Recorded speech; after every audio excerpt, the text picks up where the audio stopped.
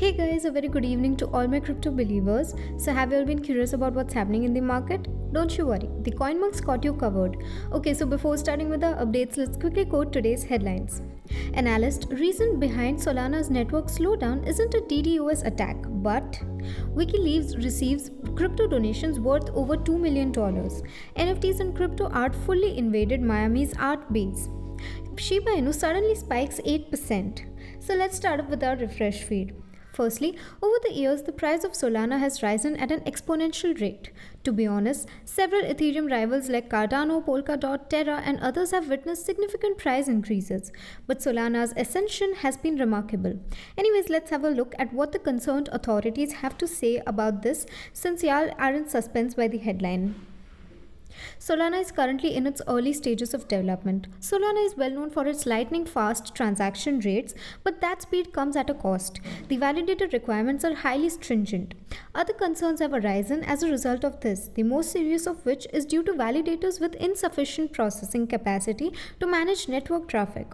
Validator nodes like this can slow things down or make things unstable. This issue was recently exploited when the blockchain was subjected to a disturbed denial of service assault, which decreased the network's performance. Needless to say, this sparked a variety of ecosystem-related theories. Some even expressed proofs about the proof of history protocol's architectural problems.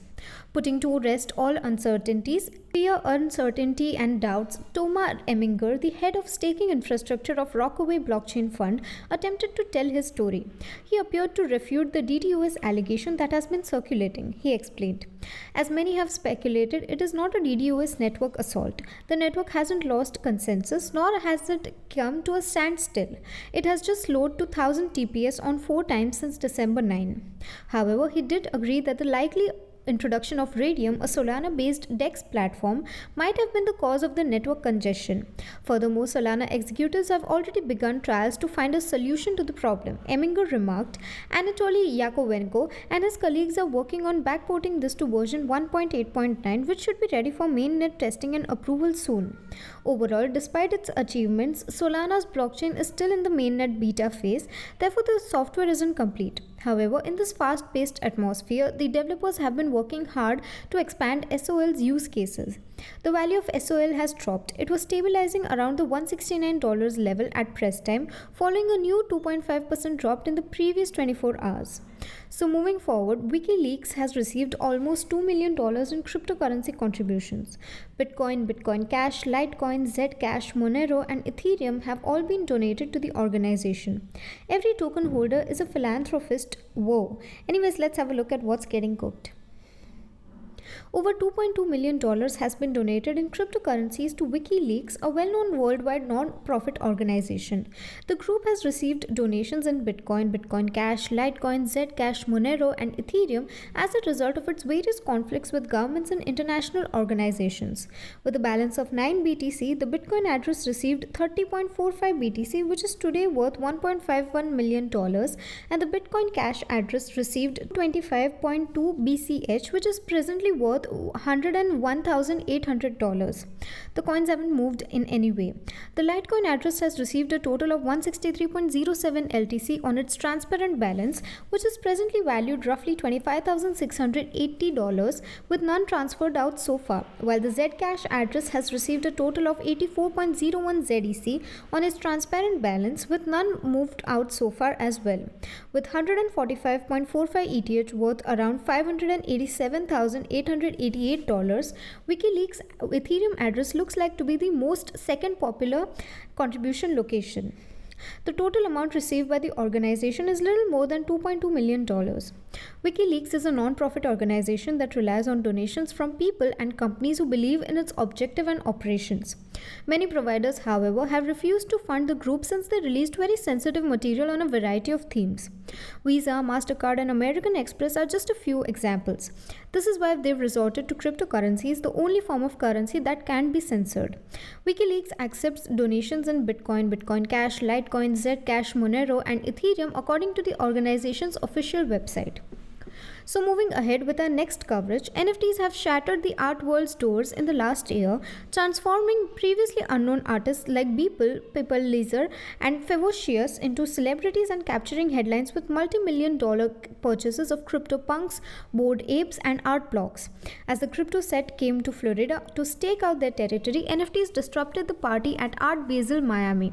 There were many celebrities like DJ Khaled, Pitbull too. Let's have a look at how the market was invaded by NFT arts.